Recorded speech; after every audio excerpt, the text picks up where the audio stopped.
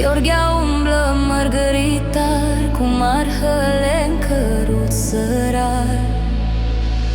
Le duce până la Cărbuniște, să vadă tot satul de pe țigăniște. Sub codru blând unde visele cresc, doar în cuța dorul e firesc.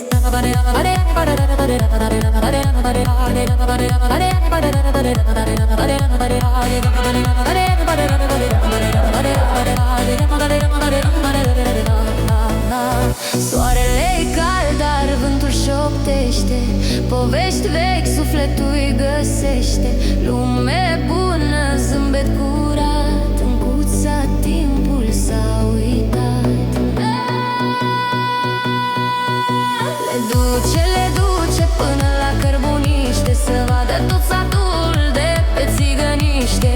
Sub codru blând unde visele cresc, doar în cuța dorului e firesc.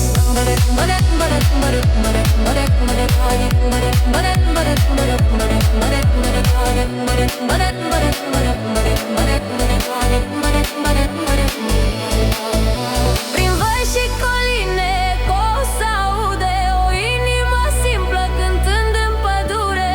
Codrul răspunde cu foșnet ușor, în cuța iubirea e fără decor. Le duce